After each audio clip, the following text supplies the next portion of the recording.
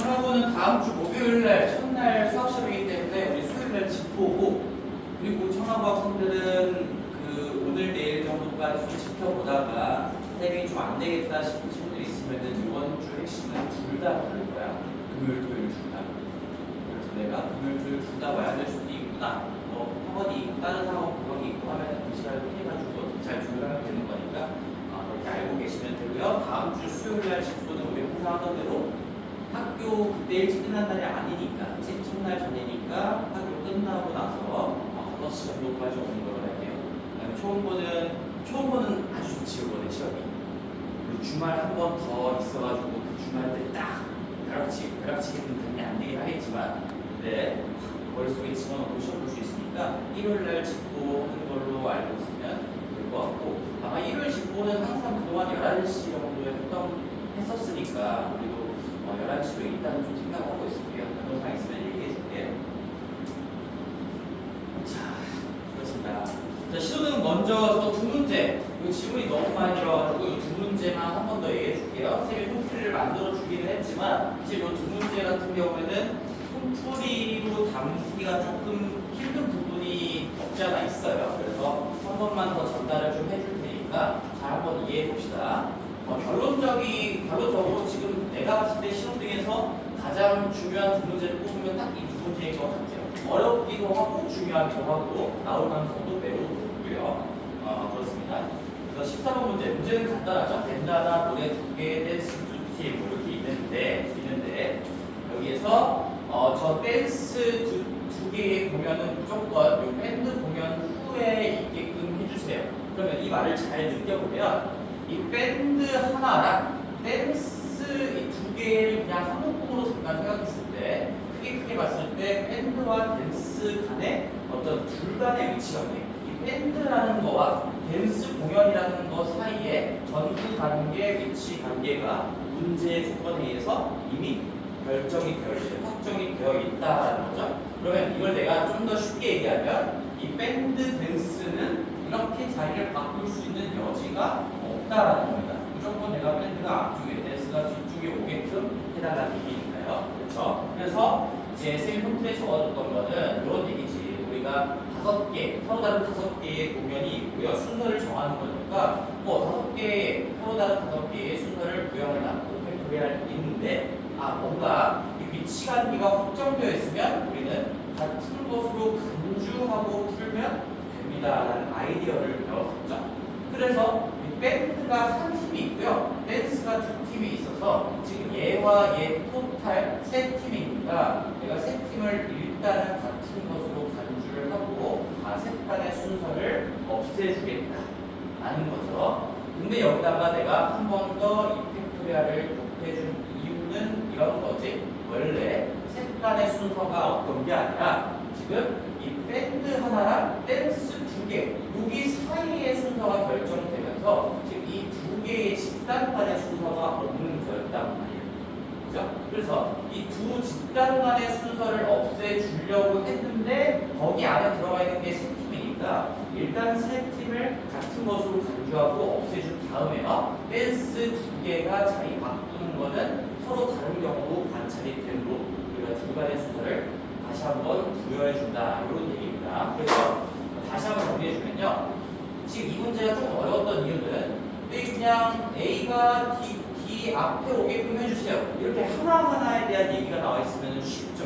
그냥 A가 D 앞에 오게 해주세요. 근데 얘는 밴드 하나가 댄스 하나 앞에 오게 해주세요가 아니라 밴드 안쪽에는 한 팀이 있고요. 댄스 안쪽에는 두 팀이 있는데요. 밴드와 댄스 사이에는 어떤 관계가 정해져 있습니다. 그런데 댄스 안에는 두 개 이상의 팀이 들어가 있기 때문에 생각이 조금 더 복잡했던 것 뿐이에요. 그래서 얘는 밴드와 댄스 간에 거의 위치관계가 거의 확정되어 있는데 알고 보니 댄스 둘이 있는 자리를 바꿀 수 있었다라는 얘기입니다.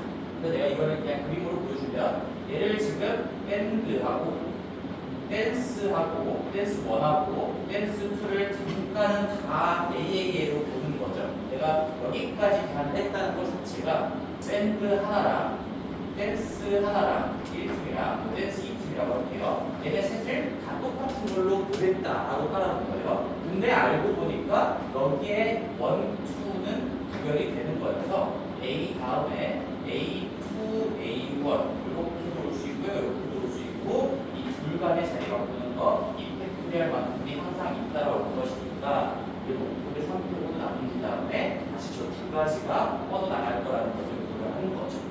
그래서 이게 쌤이 가르쳤던 내용을 바탕으로 한 풀이가 될 것이고요. 거기 지금 초중고에서 제공한 해설지 그리고 EBS 교재니까요. EBS의 해설지는 사실 이런 내용 자체 우리가 뭔가 위치관계가 정관계가 확정되어 있을 때는 같은 것으로 간주하고 풀면 똑같은 논리 과정이 이어집니다 라는 개념을 고등학교 1학년 때 원래는 배우지 않아요. 근데 충분히 우리가 지금까지 배웠던 내용을 바탕으로 이해할 수 있는 부분이라서 내가 가르쳤던 것이고, 그래서 해설지는 고등학교 1학년 교육과정 교과서를 기반으로 나와 있습니다. 뭐 어떻게 나와 있을까요? 하나를 그냥 케이스다가 박아버리는 거죠. 밴드가 이 5개의 자리에 이 5팀을 앉힐 건데, 밴스가 맨 앞에 오는 경우, 밴드가 두 번째 오는 경우, 밴드가 세 번째 오는 경우, 이렇게 세 가지로 나눠놓고 푼 거예요. 그래서 해설지도 한번 참고해 보시고, 밴드가 네 번째, 다섯 번째 오는 건 왜 안 했을까? 라고 한다면 그럴 수가 없죠. 뒤에 적어도 두 자리는 확보가 되어 있어야 되는데, 밴드가 네 번째 왔으면 댄스 두 개가 뒤쪽에 들어갈 자리가 없고요. 밴드가 다섯 번째 와도 마찬가지로 없기 때문에 해분할까나 교수가 양가져서 그렇게 있습니다. 자, 그래서 지금 한 줄의 풀이로 끝내는 걸 할 수 있었으면 좋겠고요. 17번 가볼게요. 17번도 해설지에 출연한 내가 자세하게 적어보려고 했으나 한 번 더 말로 좀 전달해보고 싶어요.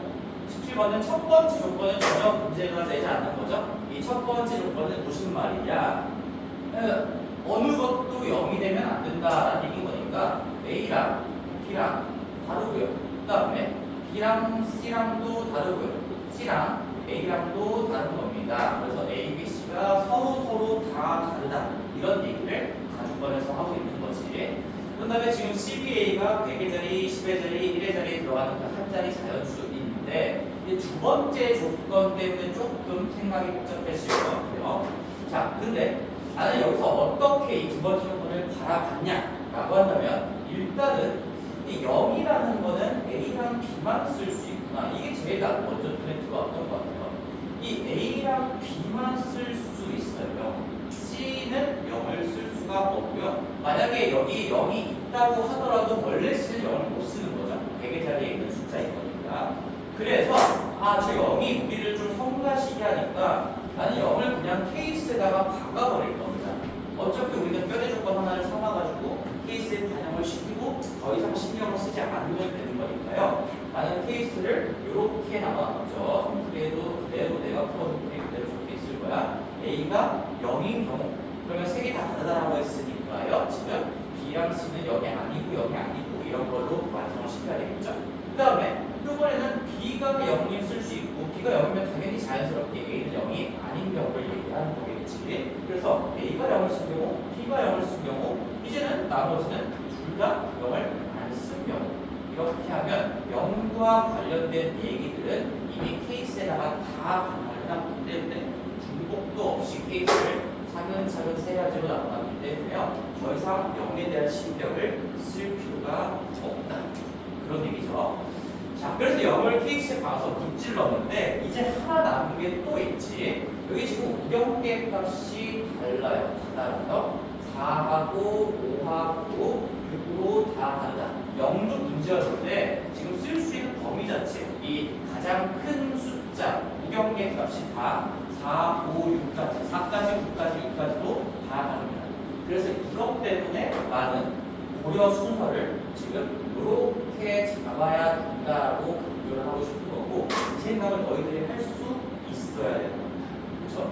왜 A부터 먼저 생각하고 그 다음 B, 그 다음 C를 생각할까? 라고 한다면요, 내가 이 범위가 좁아요. 지금 0은 어차피 뺐으니까 지금 1부터 3, 1부터 5, 1부터 6이라고 하면 얘가 범위가 제일 좁은 거죠. 그게 무슨 말이에요?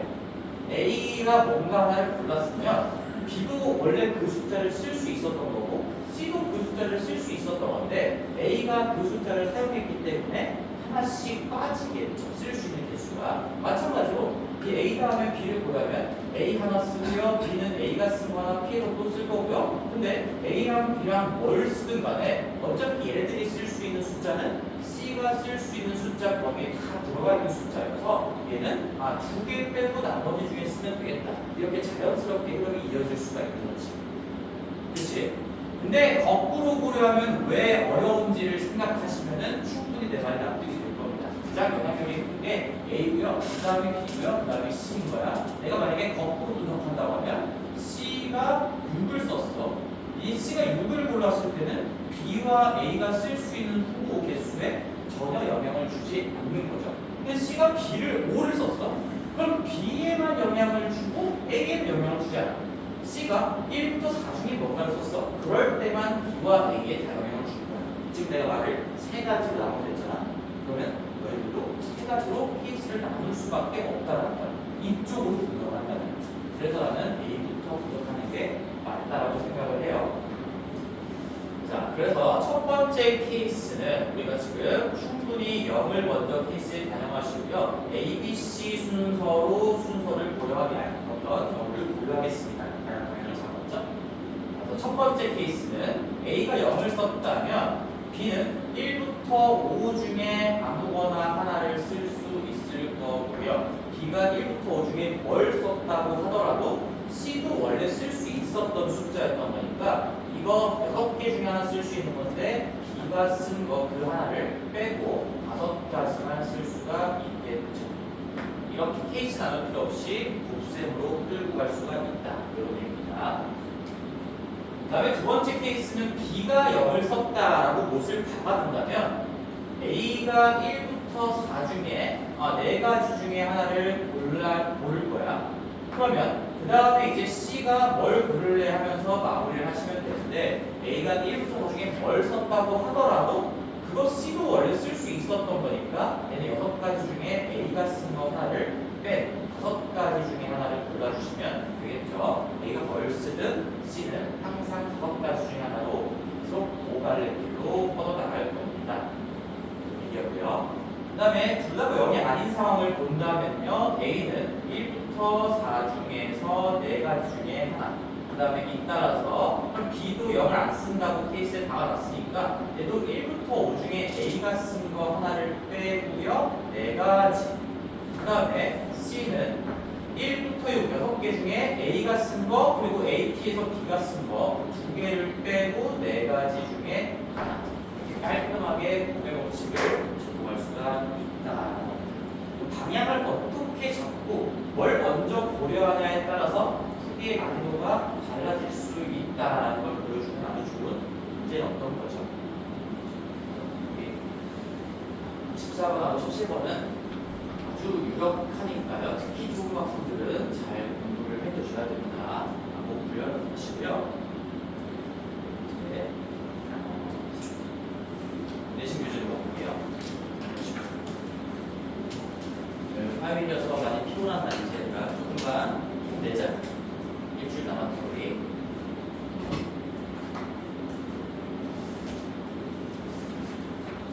자, 라운드 3에서 17번만 한번 볼게요. 17번하고 20번만 보겠습니다.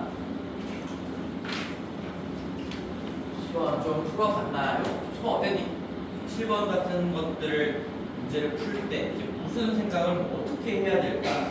그리고 쌤이 이 굉장히 추상적일 수 있는 파트를 내가 이미 수업에다가 다 녹였다라고 생각을 하는데 어떤 생각, 내 생각이 왜 이렇게 이어지는지를 한번 설명을 해볼게요. 자, 문제를 다 풀어봤으니까 이제 상황 설명을 조금 간결하게 하고 1부터 10점까지 있는 다트판에다가 A, B, C, D, E, F 6명의 사람이 다트를 쏘고요. 점수는 당연히 중복될 수 있는 겁니다. 그래서 그 각각의 점수를 스몰 A, B, C, D, E, F라고 했으니까 EF라고 표현하면 지금 가족관에서 이렇게 되는 거죠. A와 B 점수를 더한 다음에 2배에서 더한다. 각각 2배에 더한 다음에 2배한다는 2배에서 더하면 똑같으니까 내가 미리 식을 써놨어요. 지금 이런 얘기인 거지. 거기에다가 F를 더하면요 C보다 14점이 많다. 그러니까 그걸 그대로 지금 등식으로 써놓은 거고요. 그 다음에 나조건은 C 다음 D 다음 E 다음 F 이렇게 되게끔 하래요. 이렇게 점수가 지금 확보가 되는 경우의 수가 몇 가지가 있으니까 이런 얘기인데, 자 봐봐. 이런 문제를 봤을 때는 명확하게 뭘 뼈대 조건으로 삼아야 될지에 대한 판단이 쉽게 서지는 않을 것 같아요. 내가 만약에 이제 일반적인 학생의 입장이었다면, 그래서 뭐 어떤 거 가지고 어떻게 풀이 과정을 이어가야 될까라는 건데요. 그런 생각이 들 때 자주 반복되는 거. 얘도 내가 우리 수업할 때, 자, 한 번만 더 얘기할게요. 뼈대 조건으로 삼는 것들, 영향력이 큰 것, 좀 추상적인 표현이죠. 그 다음에 단정하기 쉬운 것, 그 다음에 자주 언급되는 것, 이런 것들을 내가 적어놨고요. 뭔가 해당 사항이 있으면 거기에 집중하면서 나의 풀이 과정을 펼쳐나가겠다라고 생각하시면 좋을 것 같아요. 그럼 여기서 이 가나 조건을 딱 봤을 때 당연히 F랑 C가 보였어야 되는 겁니다. F랑 C가. 왜? 이유는 단순해요. 가에도 F랑 C에 대한 언급이 있고 나에도 F랑 C에 대한 언급이 있어. 나머지는 A, B, C, D는 A, B, D, E는요. A, B는 가에만 있고요. D는 나에만 있기 때문에 얘가 뭔가 뼈대 조건으로 스타트할 수 있는 포인트라고 보기에는 조금 힘들구나. 이렇게 생각하시면 뭔가 추상적인 제 개념이 조금 더 구체화될 수 있을 겁니다. 그 얘기를 해주고 싶어서 10번 문제를 골라봤어요. 이 생각을 할 수 있으면 문제가 그래도 꽤나 쉬워지는 거예요. 자, 그럼 다시 한번 F랑 C에 집중해서 볼게요. 내가 F랑 C에 집중해서 봤더니 여기 F랑 C가 좌변 우변에 있으니까 이걸 좀 모아서 정리를 해볼게요. 뭔가 F랑 C에 대해서 F 마이너스 C로 정리해볼까요? 마이너스 C 아니면 이걸 넘겨서 얘를 이쪽으로 보내도 상관이 없겠지만 F 마이너스 C로 정리해볼게. 내가 왜 F 마이너스 C를 할까? 나조건까지 이제 같이 생각을 할 거잖아. 근데 F가 크다 그랬으니까 웬만하면 양수가 나오겠고 그렇게 잡은 겁니다. 근데 F-C를 쓰는 순간 가족권에 의해서 14 마이너스 2배의 A 플러스 B가 된다라는 거예요. 그리고 이 값은 지금 F가 C보다 크다라고 나조건에서 얘기하고 있으니까 당연히 0보다 큰 상황이겠죠. 그리고 A, B, C, D, E, F는 전부 다 1점부터 10점에 해당하는 어떤 자연수인 겁니다. 자, 그럼 이제 두 번째로 이렇게 뼈의 조건, 내가 F랑 C에 집중하면서 문제를 스타트하겠다라고 마음을 먹었더니 그 다음에 이 식이 딱 뭔가 특징이 보이는 거죠. 그게 보이면 문제는 끝나는 거예요. 뭐가 보입니까? 짝수에서 짝수를 빼면 무조건 짝수예요. 지금 0보다 큰 거는 지금 확실한 정보인 거고요. 14 짝수야. A 플러스 B에다가 왜 이거 2배라는 걸 외웠습니다. 짝수라는 걸 얘기해주고 싶어서 준 겁니다. 그러니까 짝수에서 A랑 B가 몇 점이든 간에 2배에서 뺐으니까 이 두 개의 합이 홀수든 짝수든 무조건 짝수로 만들어주는 장치였던 거지. 따라서 F-C는 0보다 큰 짝수라는 거예요. 그리고 맥시멈이 얼마나? 이게 미니멈으로 둘 다 1점이었다고 하더라도 빼는 거에 최고값이 4란 말이지. 그러면 아무리 커도 10이라는 거죠. 따라서 우리 F-C가 2가 2, 4, 6, 8, 10 이런 건데요. 조금만 더 생각을 해보면 2가 될 수 있을까요? 2가 될 수 있을까요? 우리 이제 나조건, 가조건을 같이 보는 거니까 짝수인 거 알겠어. 0보다 크고 14보다 작은 짝수인 거 알겠어. 그리고 이게 맥시멈이 10이라는 것도 알겠어. 여기서부터 써보자. 10은 얼마든지 될 수 있을 겁니다. 이거 F랑 C랑 10이 될 수 있나? 10이 될 수가 없죠. 미안해. F랑 C랑 아무리 지금 제일 작고 제일 커도 최대 차이가 지금 9까지밖에 안 나는 거니까 우리 짝수인 상태에서 지금 나조건까지 생각을 하면요. 8, 2 처음으로 가능하겠구나. 큰 것부터 한번 내려볼게요. 이게 첫 번째 케이스라고 생각하면 되겠지.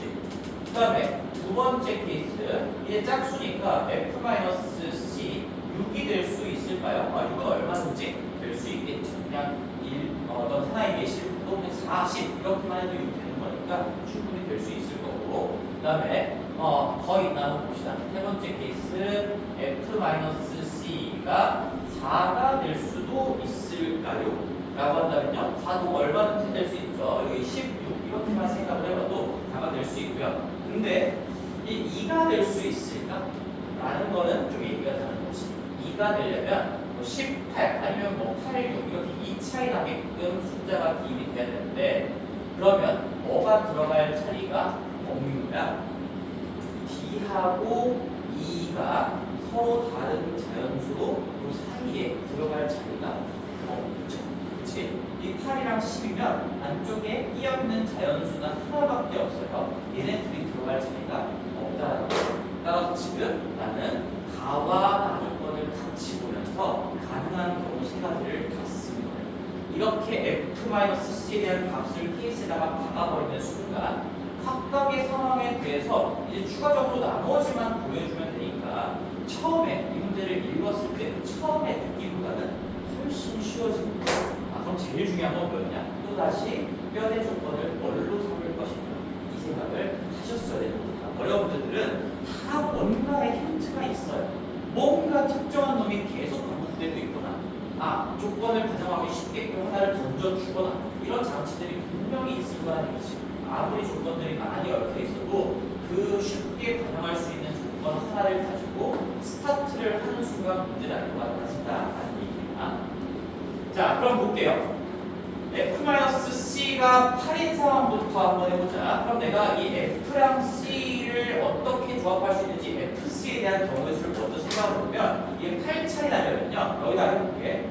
뭐 1부터 10까지니까 1, 9, 2, 10 이렇게 두 개의 조합밖에 없겠죠? 그래서 FC를 조합하는 경우의 수가 지금 두 가지인 거예요. 그렇지? 1, 9, 20 내가 말로 지금 표현을 한 겁니다. 1, 9, 20이에요. 얘도 FC 먼저 한번 해볼까요? 6 나는 거. 차이가 6 나는 거. 1, 7부터 40까지니까 4개가 되겠죠. F-C가 4라면요. 지금 1, 5부터 6, 10까지니까요. 6개가 되겠죠. 지금 차이가 8, 6, 4로 줄어드니까 이 FC의 조합, 이 부등식을 만족시키는 FC 조합은 2개, 4개, 6개가 된다는 걸 쉽게 파악할 수 있을 겁니다. 그렇죠? 그럼 우리는 지금 A, B, C, D, E, F를 다 결정해야 되는 거니까 FC가 1하고 어떤 차이가 8만큼 나는 두 자연수였을 때 그 다음에 고려할 거는 자연스럽게 D1을 그 사이에 있는 자연수 중에서 두 개를 어떻게 하면 되겠구나. 따라서 나는 그 다음 과정으로 D하고 E를 구하는 게 이게 아주 자연스러운 흐름이 있지 얘들아. 그렇지? 느껴보세요. 그러면 F랑 C가 현재 8만큼 벌어져 있는 겁니다. 그 숫자가 진짜로 뭐인지는 중요하지 않아요. 어쨌든 지금 1하고 9든 2하고 10이든 이 안쪽에 들어갈 수 있는 자리가 몇 자리가 있다는 거야? 7자리가 있는 거예요. 하나 써볼까요? 잘 머릿속으로 안 이어지면 1부터 8인데요. 여기 지금 부모가 안 들어가 있으니까 2부터 7 6개 중에서 서로 다르게 2개를 뽑아서 여기 자리에다 풀어넣어야 되겠지? 근데 지금 E랑 D와 E 간의 전후 배수 관계는 이미 결정이 되어 있는 거죠. 확정이 되어 있는 거죠. 따라서 난 여기다 뭘 쓰면 될까요? 7P가 아니라 C를 쓰시면 끝나는 거겠죠. 뽑기만 하는 순간 무조건 작은 숫자가 D자리에 큰 숫자가 E에 박혀 들어갈 수밖에 없는 거고 그 두 개의 숫자 자리 바꾸는 게 불가능한 겁니다. 그래서 얘는 순서를 보여하지 말라는 뜻으로 해석할 수가 있는 거죠. 그래서 우리는 잇따라서 D와 E를 이렇게 보여할 수가 있을 거고요. 여기는 지금 몇 가지가 될까요? 그러면 얘가 지금 차이가 6 나고 있어요. 여기가 1하고 예를 들어서 지금 10 뭐 이런 상황인 거지.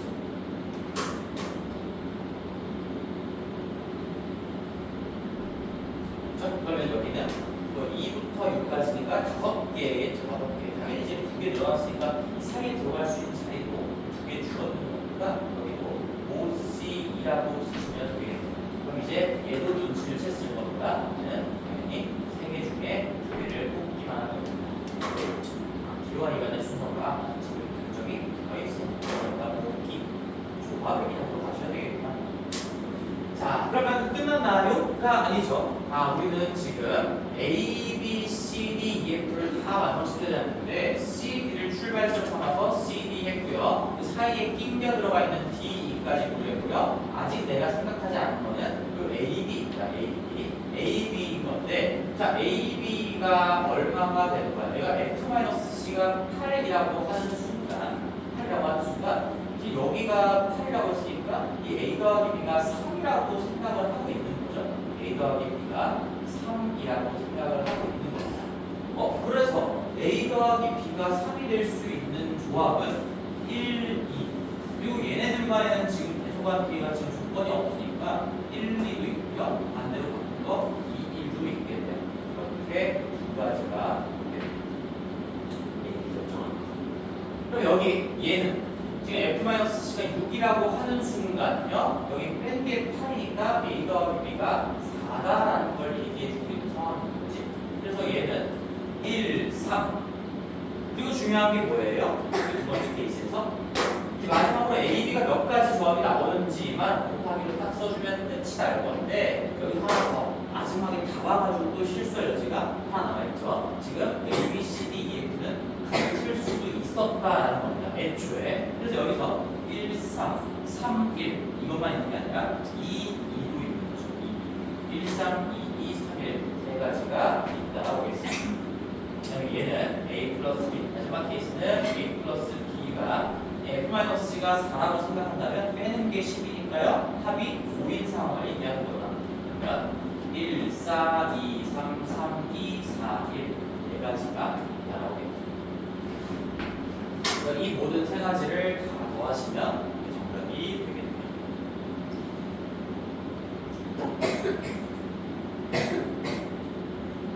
괜찮아요? 잘 느껴볼 수 있을까, 얘들아?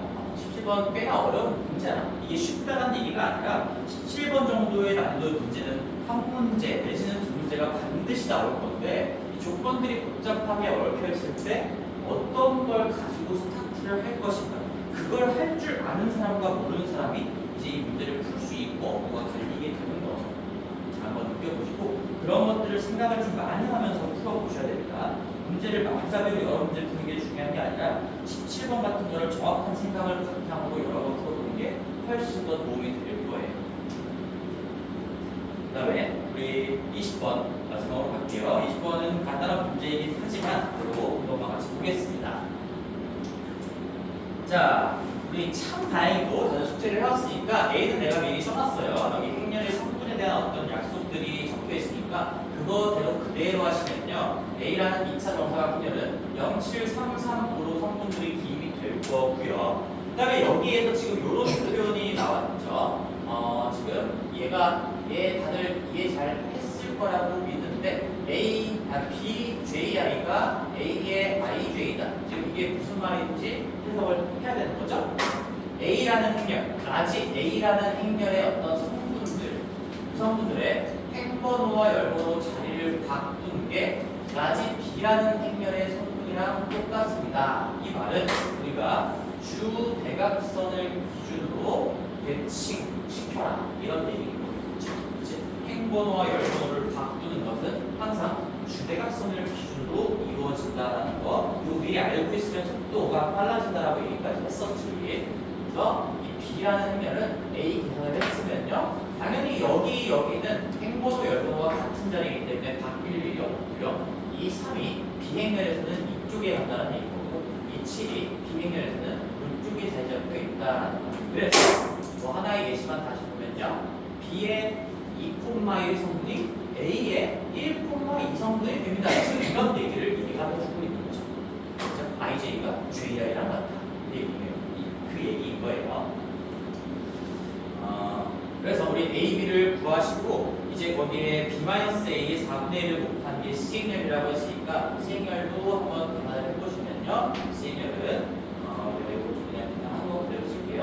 0하고 마이너스 1 하고요. 1하고 0 이렇게 계산이 된 겁니다. 여기까지는 그냥 상식 연산인 거니까 그냥 C행렬 구해보시고 자, 그 다음에 이제 문제가 구하라는 것 자체를 딱 보니까 20번 문제는 두 글자가 당연히 떠올랐어야 되는 거죠.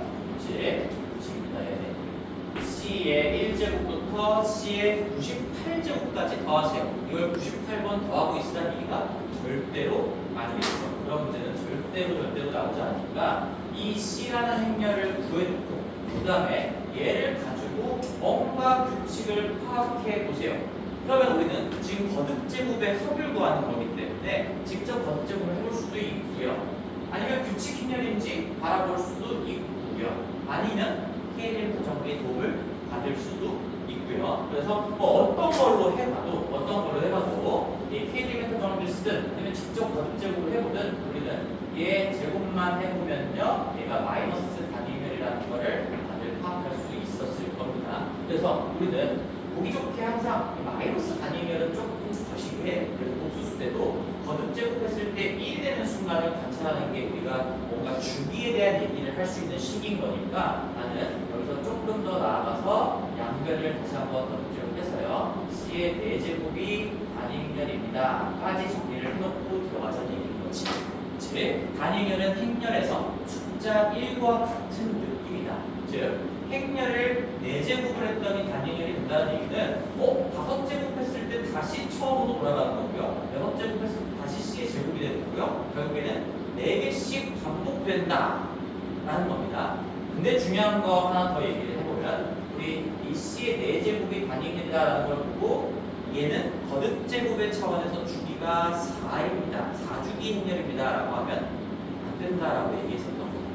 그게 중요한 거야. 얘는 실제로 4제곱 했을 때 단위면이 처음으로 된 건지, 아니면 제곱했을 때 이미 단위면이 된 건지, 아니면 애초에 1제곱 자기 자신이 이미 단위면이었는지, 즉 주기로 얘기하면 1주기인지 2주기인지 4주기인지 모른다라는 얘기거고요. 다 가능한 거죠. 즉 4의 약수주기라는 거예요. 약수주기. 4의 약수주기라는 얘기입니다. 그래서 쌤이 이렇게 정리했던 것 같아요. 우리가 원래 이런 게 맞아요. A의 n제곱 자연수에라고 할게요. 얘가 1이 나왔다라는 이 식을 보면요, 아 너희들은 거듭제곱을 해나가면서 이 A라는 놈은 n의 약수주기구나, 약수주기구나라고 생각하셔야 된다. 다시 한번 강조할게요. 무조건 n주기구나, 아니 이 개념 자체를 정확하게 짚고 있어야 우리 2학년 넘어갔을 때도 너희들이 개념 자체에서 흔들림이 없을 겁니다. 네, 약수주기예요. 자, 그런데 지금 이 문제는 그래서 내가 후보들을 지금 다 써놨잖아. 근데 이미 여기서 1하고 2가 아니라는 건 아주 빠르게 검토가 됩니다. 애초에 C가 단행형이 아니었으니까 우리는 검토에 의해서 검토라는 걸 직접 해봤을 때 원래 4의 약수주기 다 가능한 건데 1주기는 아니야. 1주기라는 얘기는 자기 자신이 이미 단위면이라는 얘기니까 아니에요. 명확하게 1형형이 아니죠. 그 다음에 1의 제곱도 단위면이 아니기 때문에 2주기도 아니에요. 제곱했을 때 단위면이 되는 상황이 아니었습니다. 그래서 이 문제는 결국엔 4주기였구나 이렇게 마무리를 하시면 되겠죠. 자, 그래서 우리는 뭐 이렇게 주기에 대한 얘기도 할 수 있습니다. 사실 뭐 지금 여기서는 이제 요걸 이제 끌고 갈 거예요. 4주기라는 걸 파악했으니까 결국에는 내가 여기다가 뭘 적을 거냐, 또다시 항상 적는 거. 주기를 파악했으면 4개씩 뭔가가 있구나라는 거. 너희들이 날 떠나더라도 이 문장이 계속 가능한 거겠죠? 뭔가 주기 나오면 4개씩 썸띵이 있겠구나. 그러니까 여기 98개를 더하라고 했으니까 4개씩 24개의 그룹과 쩔이 2개가 남겠구나. 이런 생각들이 그냥 자연스럽게 이어질 거고, 그래서 여기서 이제 정석적인 풀이는 어떻게 하는 거냐. 이 왼쪽에 이거 조금만 주어보자. 됐습니까? 자, 그래서 얘는 이거 한 번만 계산해보면 되는 거죠. 첫 번째 방법을 한번 써보면요, 한 마디만 계산해보면 됩니다. C의 제곱 더하기 C의 세제곱 더하기 C의 4제곱, 이걸 한 마디라고 표현을 하면 이 4개의 결과가 어차피 24번 반복될 거고, 그 다음에 2개 나머지는 앞에서 2개 남겨서 이거 2개라고 생각하면 되는 거예요. 어차피 이거 한 밀려가지고 4개를 더하는 이거 4개는 주기의 시작점은 어떤 걸로 잡아도 상관이 없는 거니까요. 이거 4개를 한 번만 계산해보면 되는데, 이거를 계산하시면은 얘도 0000이 나온다라는 거를 확인할 수 있습니다. 계산해서 그냥 할게요. 그래서 우리가 4개, 연속된 4개의 합의 성분합이 0이구나. 따라서 지금 이 문제는 이 98개를 다 더한 다음에 성분합을 구하는 거니까 결국에는 0이 24번 반복될 거고요. 그 다음에 앞에 2개, 요거 2개 그냥 성분합을 써주시면 되는데요. 이 C 자체도 성분합이 지금 0이고, 제곱했을 때 마이너스 단위면이니까 마일 0, 0, 마일. 그래서 성분합이 마이너스 2겠죠. 0하고 마이너스 2 문제가 남게 되는 거라서 정답은 마이너스 2가 됩니다. 이게 이렇게 푸시면 되는 거예요. 자, 근데 뭐 이렇게 생각할 수도 있지. 이렇게 4개, 식 something이라는 것까지 파악하는 건 당연히 했어야 되는 것이고, 이걸 파악했으면 한 마디만 구해봅시다. 갈 수 있는 게 맞아요. 근데 이제 요것도 참고적으로 생각을 한번 해보세요. 자, 우리는 요거 C의 4제곱이 단위행된다라는 거를 C의 4제곱 마이너스 단위행렬입니다 라고 쓸 수가 있고, 얘 우리 인수분해 할 수 있는 상황이지 얘들아. 단위행렬과 또 다른 행렬 하나만 있는 상황이니까 무조건 부하법칙이 성립하는 상황밖에는 발생하지 않는 거예요. 그래서 우리가 다음 식에 x 4제곱 마이너스 1 인수분해 하듯이 똑같이 하신다면 c 마이너스 단위행렬에 c의 세제곱 더하기, 물론 합차로 찢을 수도 있지만 나는 여기 1차와 3차짜리 찢는 걸로 할게요. c의 제곱 더하기 c의 1제곱 더하기 단위행렬, 이렇게 인수분해를 할 수가 있는 거고요. 지금 얘가 영행렬이다 라고 파악을 한 거죠. 그치? 괜찮아? 자, 그래서 근데 여기에서 지금 C행렬이 나와 있어. C행렬이 이미 문제에서 얻어낼 수 있는 상황이었어요. 내가 얘를 잘 볼게. C-2라는 행렬이 어떻게 생겼냐면 얘가 여기서 여기 1, 1에랑 2, 2에 1씩 빼는 거니까 얘 자체가 마이너스 1, 마이너스 1, 1, 마이너스 1 이렇게 행렬이 정확하게 표현이 될 거고요. 지금 이 C-단위행렬이라는 놈에 그 성분을 A, B, C라고 표현한다면 지금 A, D, BC가 0이 아니에요. 그렇죠? 1에서 마이너스를 빼면 0이 아닌 2가 나오는 거지.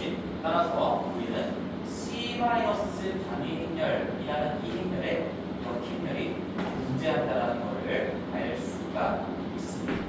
그렇죠? 역행렬이 존재. 역행렬이 존재한다는 거, 우리는 존재성까지만 내가 가지고자 하는 거였으니까 존재한다, 써먹을 수 있다, 양면에 왼쪽에다가 곱할 수 있다. 여기에 역행렬, 여기에 역행렬 곱하면 이 C-1을 날리고 여기는 영행렬에다 곱하니까 그대로 영행렬이에요. 결국에는 나는 이 문제에서 이 역행렬의 개념을 가지고 얘가 영행렬이다 라는 거를 바로 알 수가 있었던 거예요. 연속된 4개, 이거 단위행렬 사실상 그냥 C의 영제곱 개념으로 생각할 수 있는 거죠. 아니면 여기다가 전체적으로 C를 곱했을 때 1제곱, 2제곱, 3제곱, 4제곱도 어차피 영행렬이 되는 거니까 이 연속된 4개의 합이 영행렬이다라는 거를 직접 4개를 더해보지 않아도요 알 수 있었던 상황인 거지. 그래서 참고하시라고 같이 적어볼게요. 뭘로 풀어도 상관없는데 내가 역행렬의 존재성에 대해서 공부를 했다면 이렇게 생각할 수도 있구나. 알고 계시면 도움이 되겠죠. 그래서 그 후에 풀이는 똑같습니다. 이제 4개, 연속된 4개 합이 영행렬이다. 성분도 당연히 이건 영행렬이라는 얘기가 영이 되겠습니다. 영이 아니라 영행렬이죠. 그러니까 성분 합도 당연히 빵빵빵빵이니까 0인 거고, 이게 24마디가 나오는 거니까 0에다가 그냥 앞에 거 2개의 성분 다 마이너스 2 구하시면 정답은 이렇건 저렇건 마이너스 2가 될 겁니다. 20번 문제라고 잘 생각을 해보시면 돼요.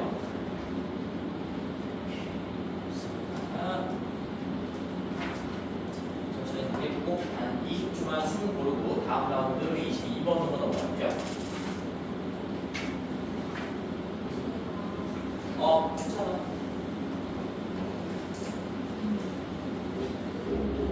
예? 너무 추워?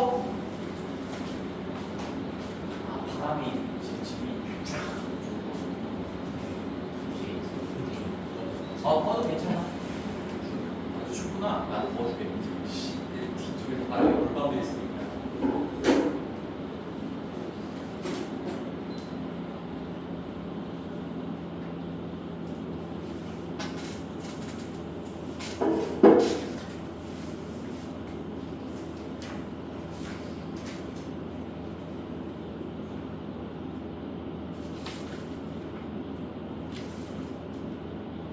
자, 라운드 4로 갈게요. 자, 라운드 4로 가시면 이거 잠깐만. 여기 13번 문제는 다들 왜 이해를 못한다고 막 질문을 하는 걸까요? 14번. 그림이 잘 안 보이는 것도 아니고. 자, 앞뒤가 틀린 이 수납 많이 봤을 것 같은데, 그렇죠? 옆판, 왼쪽, 오른쪽, 그리고 바닥, 천장, 가운데 2개, 이렇게 하나, 둘, 셋, 넷, 다섯, 여섯 개의 직사각형으로 수납형을 만들었다. 이런 얘기인 거죠. 그래서 식 세우는 거 전혀 어렵지 않아서요. 이거는 같이 하지는 않을 건데 혹시 잘 안 되는 친구들은 따로 개별적으로 질문하시길 바랄게요. 18번 앞에서 했던 거랑 똑같은 문제입니다. 똑같은 문제 한 번 더 나온 거고요. 뒤에도 한 번 더 있어요. 같은 놈이 있을 때 구별되지 않는 게 있는 상황에서 뭔가 선택을 하는 문제는 그걸 몇 개를 쓸 거냐를 가지고 케이스에 반영하면서 풀어갈 수밖에 없다. 이런 얘기를 했었고요. 우리는 22번을 한번 같이 보겠습니다. 마지막 문제 22번이에요. 22번은 뭐 문제에서 풍기는 분위기가 우리 중간고사 범위에서 가장 어려웠던 문제 뭐 그런 느낌이 좀 나는 거죠. 근데 그게 부등식 버전으로 나온 것 뿐입니다. 자, 그래서 문제는 다들 풀어왔을 거니까 가족관을 내가 바로식으로 썼어요. 지금 x축과 0,0에서 한 점 0,0에서만 만난다. 접점이라는 얘기인 거죠. 그래서 꼭지점이 0,0인 2차 함수다 라고 했으니 fx는 ax 제곱 0이 아닌 어떤 a에 대해서 ax 제곱이라고 식을 작성할 수가 있겠죠. 가족관은 그렇게 해결하고 넘어가시면 됩니다. 그 다음에 나조건을 볼게요. 자, F랑 G가 지금 다 2차라는 건데 뭐 내가 쓰진 않았지만 문제에 지금 있는 거죠. F랑 G가 지금 전부 다 2차라는 거 명확하게 나와 있는 거고, 근데 F에서 G를 뺀 게 2차에서 2차를 뺐으니까 가능성은 많지. 초차항 개수가 다르면 여전히 2차일 수도 있는 거고 1차일 수도 있는 거고 0차일 수도 있는 거죠. 그죠? 2차하고 1차까지 다 똑같이 생겼으면 0차일 수도 있는 거고요. 진짜로 0이 될 수도 있는 거죠. fx랑 gx가 완벽하게 똑같으면 한마디로 2차 이하인 겁니다. 지금 2차 이하. 맞죠? 2차 이하의 식이 0보다 크다라는 부등식을 풀었더니 해가 이런 것 때문에 우리 해의 형태, 어떤 생김새를 꼭 기억하고 있어야 된다라고 얘기했잖아요. 지금 이 해가 이렇게 한 팔 벌린 형태로 나왔다는 얘기는 이 f-g가 몇 차라는 얘기예요? 무조건 1차라는 얘기죠. 1차. 그래서 얘가 1차라는 거를 바로 캐치하셔야 됩니다. 2차 부등식은 절대로 한 팔 벌린 형태로 해가 나올 수가 없어요. 반드시 대칭성, 선대칭성을 가질 수밖에 없다. 그래서 양팔 벌리거나 또 오물이거나 아니면 해가 없거나 아니면 딱 하나의 값이거나 이렇게 뭔가 어떤 세로 선을 기준으로 대칭인 그런 해가 만들어질 수밖에 없다 라는 얘기를 했었지. 자, 그래서 나는 나조건을 가지고 이제 gx도 쓸 수가 있어요. fx를 이렇게 식을 작성했다는 상황에서 f에서 g를 뺐더니 1차가 나오고요. 그 1차 부등식의 해가 이렇게 된다는 얘기는 한번 써볼게요. 얘는 일단 ax제곱 똑같이 가지고 있었다라는 얘기인 거지. 그치? 그리고 나서 더하기라고 쓸까요? 더하기 b에 x 플러스 3 이렇게 됐다라는 얘기인 거죠. 근데 여기서도 이제 b가 양수인지 음수인지를 봐야 돼요. 그러니까 여기에서 f에서 g를 뺀 게 여기 날아가고 지금 이런 1차식이 남았으니까 마이너스 3보다 어떻게 됩니다. 이렇게 됐을 거 아니야. 우리 부등식의 해의 경계값은 어차피 등고로 생각했을 때 해인 거니까 이 x 플러스 3이라는 걸 인수로 갖고 있는 그런 1차식이 남았어야 되는 거지. 근데 이게 b의 x-3이 0보다 크거나 같다를 풀었더니 마이너스 3보다 작거나 같다로 풀었다는 얘기는 이렇게 쓴다면 b가 음수라는 걸 가정하고 쓰셔야 되겠죠. 잠깐만.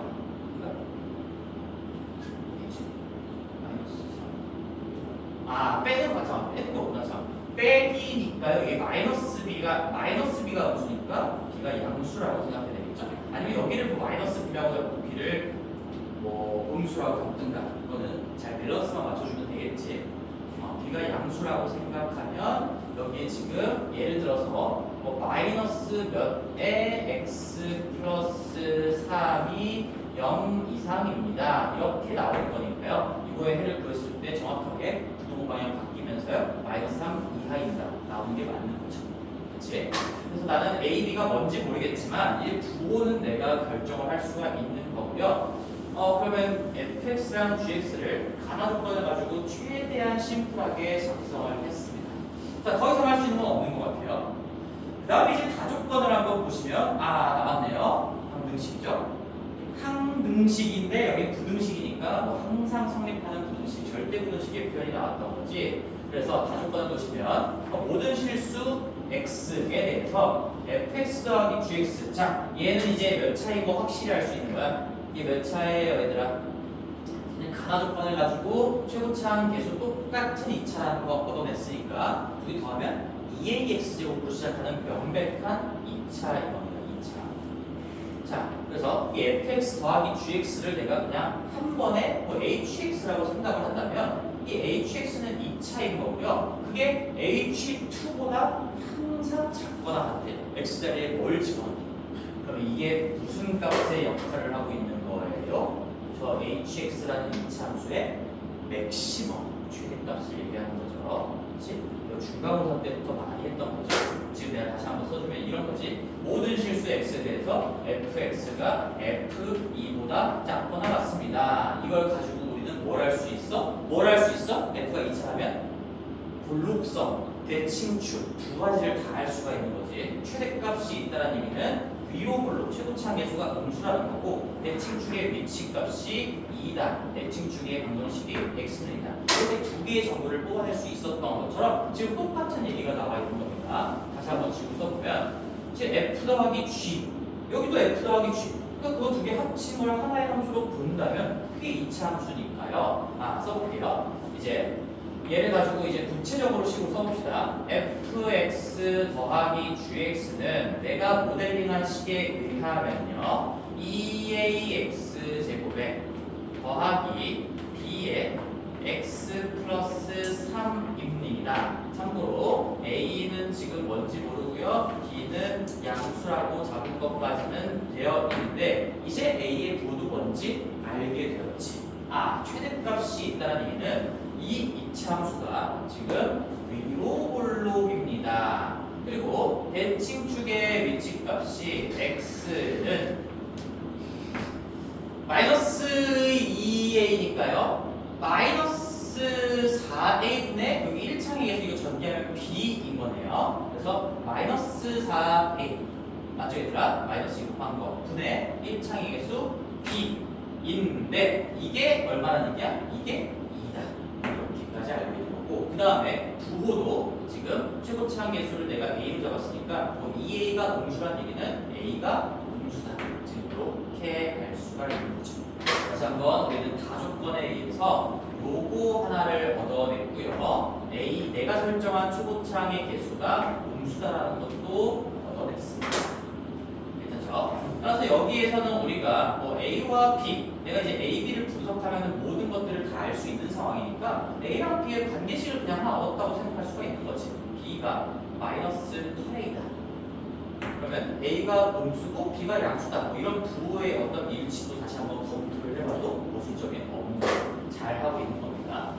자, 그러면 이제 거의 다 왔어요. 하나만 더 찾으면 되는데 아직 우리 조건을 다 안 봤지. 이 마지막 조건, 우리 중간고사 때도 이거 여러 번 나왔던 표현이니까 이게 이제 좀 익숙해졌으면 좋겠어요. 굉장히 어려워 보이지만 진짜 아무것도 아닌 거죠.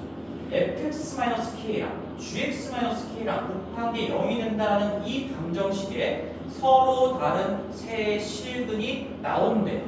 근데 지금 똑같이 fx와 어떤 k라는 거의 차함수 gx와 똑같은 k라는 놈의 차함수인 거니까 fx랑 gx는 지금 보세요. a가 음수인 거 파악했기 때문에 둘 다 위로 볼록이라는 거 얻을 수가 있어요. 둘 다 위로 볼록입니다.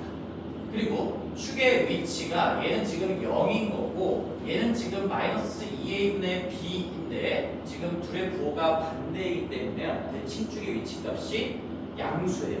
그러니까 f가 뭐 이렇게 g가 살짝 오른쪽 그리고 최고차항 계수가 같으니까 합동이면서 뭔가 살짝 더 오른쪽으로 가 있는 거 어떻게 오른쪽으로 가 있는지 모르겠지만 뭐 이런 식으로 가 있다는 얘기인 거지. 그렇지? f가 얘고요 g가 얘다. 뭐 이런 상황인 거예요.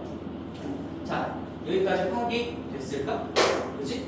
그럼 여기서부터 이제 마지막 마무리가 뭐야? 개형추론이야. 개형추론. 이제 여기에서 우리는 여기 마이너스 k.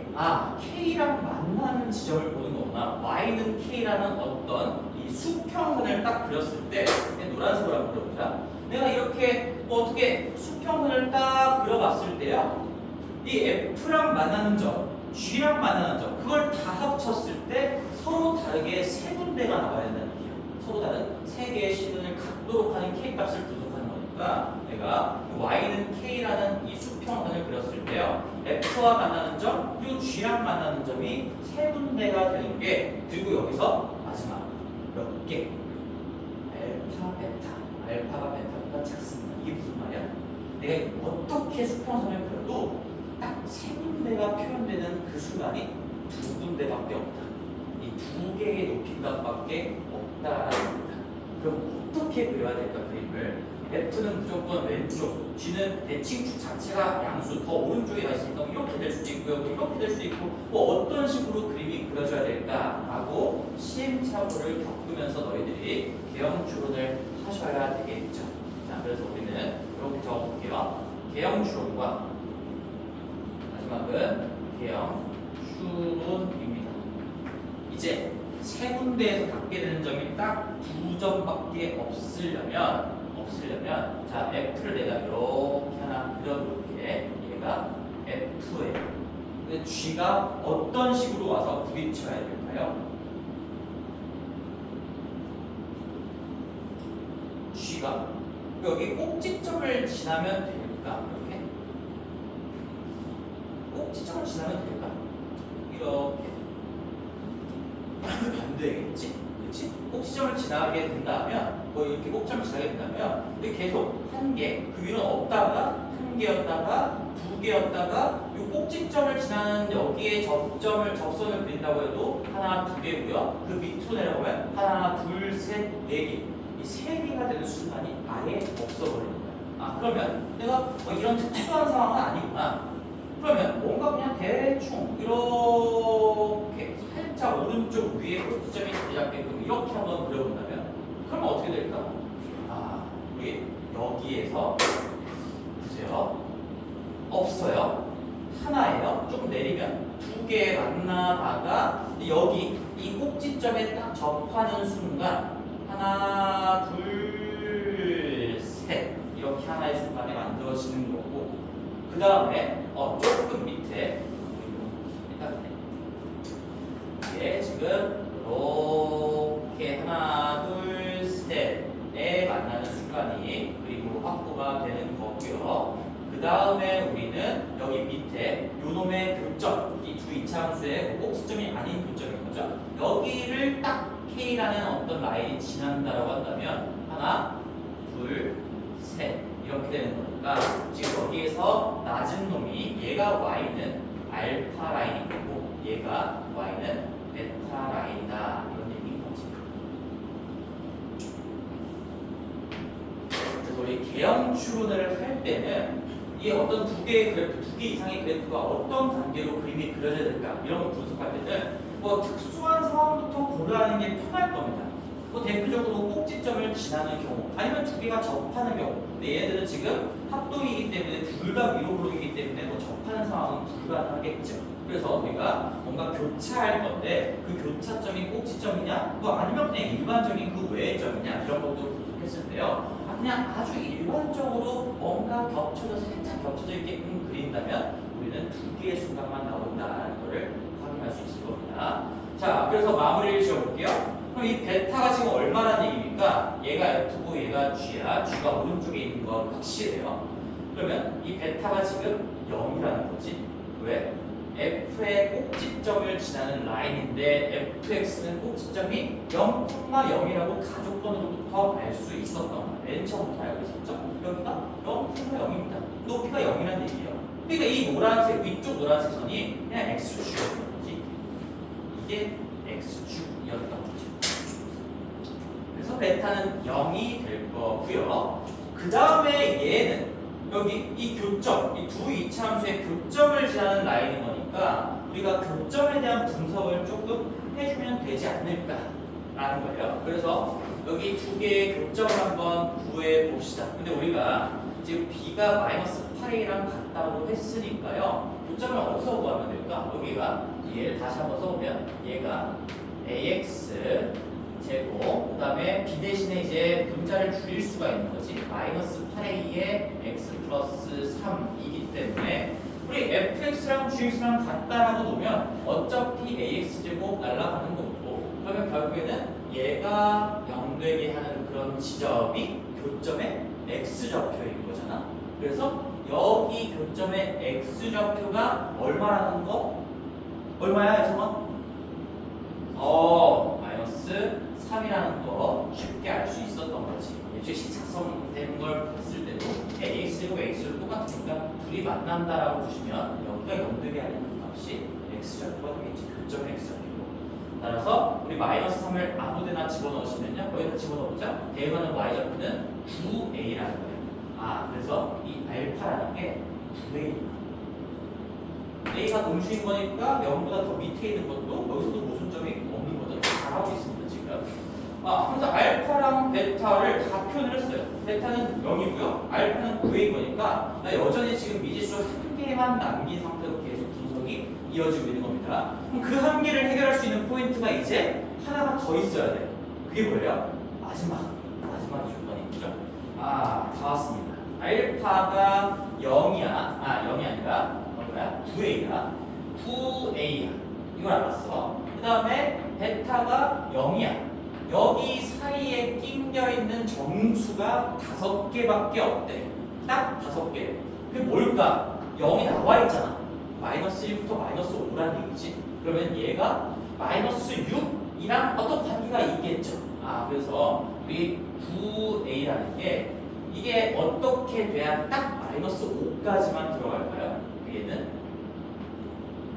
마이너스 5보다 일단은 작아야 되겠지. 그치? 마이너스 5.5 이런 게 있어야 마이너스 5부터 마이너스 1까지 이 사이의 정수로 들어가겠죠? 근데 그 바로 왼쪽에 있는 정수인 마이너스 6보다는 크거나 같아야 되는 겁니다. 딱 마이너스 6이어도 괜찮은 거죠. 그죠? 9a라는 게 마이너스 6이었어도 어차피 여기에 부모가 안 들어가 있으니까요. 마이너스 5부터 마이너스 1까지 5개가 될 겁니다. 우리 이런 연습들은 많이 했던 기본기인 거죠. 자, 그래서 끝났습니다. 9a는 마이너스 6 이상 마이너스 5 미만이다. 얘를 찾았기 때문에요. 이게 결국에는 정답이 될 겁니다. 마지막에 구하는 걸 얘를 물어본 건 아니고 f6-g6을 물어봤어요. f6-g6이 뭡니까? 근데 fx-gx 이거잖아. 여기에다가 요거 뺀 거, 여기 위에다 써볼게.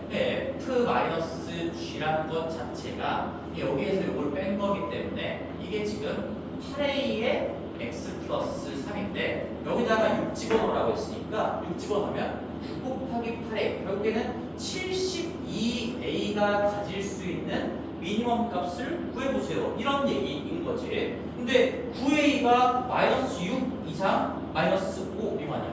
여기 8배입니다. 그러니까 8배 하시면 마이너스 6, 8에 48 이상 72a는 마이너스 40 미만이다. 그래서 정답은 마이너스 48. 5번이 되겠네요. 여러 가지 장치들이 복합적으로 얽혀있고 설켜있긴 하지만 다 하나하나 잘 차근차근 뜯어가시면은 단편적으로는 크게 어려운 게 없기는 하죠. 너희들의 실력을 믿고 이 흐름을 잘 이어갈 수 있으면 좋겠습니다. 마지막에 우리 어려운 포인트를 하나 뽑자면 이거는 이제 어쩔 수가 없는 거예요. 개형 추론이라는 거는 말 그대로 시행착오, 이 네 글자 안에 시행착오를 통해서 너희들이 직접적인 경험을 통해서 추론이라는 거잖아. 해보고 파악한다 이런 얘기인 거지. 추리해내자라는 거니까 두 개가 합동이야. 둘 다 위로 블록이면서 이 곡률이 똑같은 합동인 건데 어떤 식으로 만나야 지금 이 마지막 요 세 번째 조건을 만족시킬 수 있을까? y는 k라는 수평선과 서로 다르게 만나는 지점이 세 군데가 되도록 그렇게 하는 높이값이 딱 2개만 있다. 이걸 가지고 기억추론을 하셨어야 되는 문제였습니다. 중간고사 때도 이런 스타일의 문제가 꼬박꼬박 마지막 편에 나오게 됐죠. 이런 문제 스타일이 모의고사 형식이에요. 모의고사에 이런 문제가 30번, 28번 이런 자리에 꼬박꼬박 나오기 때문에 내신에서도 그 문제들 유형을 그대로 갖고 와서 한 문제씩 보고 있는 겁니다. 자, 공부하시고 우리 5라운드 18번 문제 가볼게요. 5라운드 18번.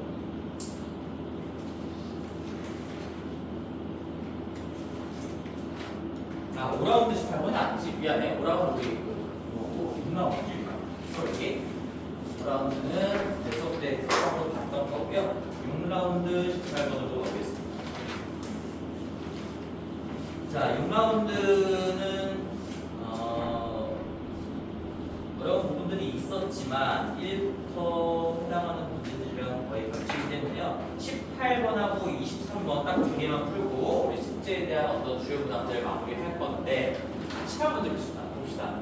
18번 문제예요. 이 시험지에서 18문제가 가장 어려웠을까요? 선생님이 봤을 때는 그런 것 같은데요. 18번 문제랑 마지막 문제 두 개 정도가 좀 어려웠던 문제인 것 같고요. 나머지는 크게 볼만한 거는 없는 것 같습니다. 근데 참고로 거기 바로 왼쪽에 16번 같은 거 그거에 대해서 간단하게만 좀 얘기를 해보면 16번 잠깐만 얘기하고 그냥 지울게요. 혹시나 이거 좀 높은 친구들이 있을 수 있을 것 같아서 여기 B, C, D 이게 되도록 하라고 했잖아. 그치? 근데 이게 봐봐. 이게 등호가 여기 없었으면 이거 엄청 쉬운 문제인 거야. 그치? 그냥 서로 다른 4개의 숫자, 위치, 전후 관계가 고정되어 있으니까 얘는 그냥 뭐 하면 끝나요? 64 하시면 끝이 나는 겁니다. 이거 이해되는 거지 얘들아? 이제 조합의 개념으로 가셔야 된다. 이 주사위를 던져서 1부터 6 중에 뭔가 하나들을 끼워 넣을 건데요. 이렇게 되게끔 지금 전후 관계가 4개가 다 결정이 되어 있으니까 그냥 내가 6개 중에 4개를 뽑는 순간 이 하나의 배치가 그냥 완성이 되는 거고요. 자리를 바꿀 수가 없다. 순서의 개념이 없다. 이런 얘기인데 그러면 이렇게 하면 되는 거 아닙니까? 이게 쉬워. 근데 여기 등호가 있어서 성가 쉬워. 나눠버리면 되는 거지. 두 번째 케이스. A랑 B랑 같은 상황에서 이렇게 되는 거 몇 가지입니까? 이게 첫 번째 케이스, 이게 두 번째 케이스. 이렇게 그냥 분리해버리면 끝인 거예요. 뭐 전혀 어려울 게 없다는 겁니다. 근데 이렇게 나눠서 두 개의 케이스로 생각하자라는 것 자체가 아직 좀 안 되는 친구들이 있어 보입니다만 다시 한번 얘기할게. 너희들이 성가시게 느끼는 포인트가 뭔지를 생각하고 그냥 케이스에 박아버리는 거야. 그러면 복잡한 생각들을 안 할 수 있게 되겠지. 그래서 이 문제는 어떻게 하면 돼? A랑 같다라고 할게요. 3개 보면 되는 거죠. 두 개 더 하면 정답이 되는 거죠.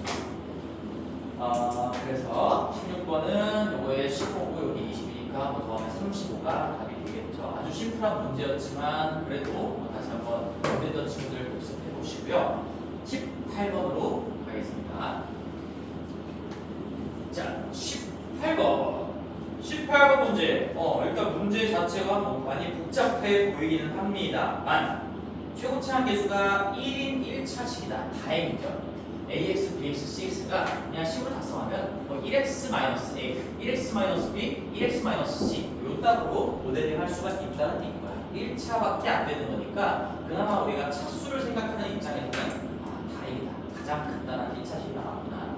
그 다음에 내가 가족권이나 나족권도 내가 그냥 이제 1차식을 이렇게 쓸 거기 때문에 구체적으로 조금 더 구체화해서 쓸 거기 때문에 요거를 그냥 그대로 끼워 넣고 다시 한번 써놓은 거예요. 이 가족권, 나족권에는 뭐 라지 A, B, C 이런 것들 가지고 표현이 되어 있는 거니까 그거를 내가 모델링한 식으로 그대로 옮겨 적은 거니 그냥 똑같이 나와 있다라고 보시면 됩니다. 자, 여기서부터 이제 같이 생각을 좀 해볼게요. 자, 그러면 이제 이 문제가 여러 개의 부등식이 얽히고 설켜 있어가지고 도대체 어떻게 흐름을 잡아야 될지 모르겠다 라고 질문을 한 친구들이 많아요. 이제 숙제를 하면서. 근데 내 생각에는 그 친구들은 이거를 안 본 게 아닌가 싶은 생각이 조금 듭니다. 이 가족권은 지금 이 구체적인 인수 x-1이고요. 이 연립부등식의 해가 1보다 작다 나오는 순간 끝이. 얘와 얘를 보는 순간 이 문제는 정말 아무것도 아니라는 것을 느낄 수가 있습니다. 왜 그럴까? 라고 한다면요. 자, 결론적으로 지금 각각이 2차 부등식이기 때문에 얘 최고차항 계수가 양수의 상황이야. 오므린 형태예요. 이거 양팔 벌린 형태예요. 그럼 오므린 형태를 내가 한번 그려보면 A랑 B 물론 대소관계 몰라. 뭐가 큰지 뭐가 작은 건지 전혀 몰라요. 모르면 어떻게 하면 여기가 A, 여기가 B, 아니면 여기가 B, 여기가 A 이렇게 생각하면 되는 거겠죠. 아직 뭔지 몰라요. 심지어 같을 수도 있는데 같으면 당연히 이게 그냥 하나의 값으로 표현되니까 연립부등식 해가 범위로 나올 리가 없겠지. 그래서 이 해가 주어졌기 때문에 해가 값도 아니고 범위로 나옵니다. 그리고 구체적인 숫자, 무경계 값이 뭐 하나의 인수, x-1이라는 인수와 연결이 되어 있는 정도이니까 얘가 겹치는 범위에 어떤 주요한 역할을 하겠구나. 이런 생각을 하셔야 되겠죠.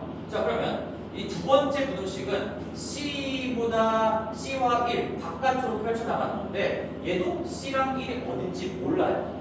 봐봐, 어딘지 모르잖아. C가 1보다 왼쪽인지 오른쪽인지 모르지. 근데 뭐라고?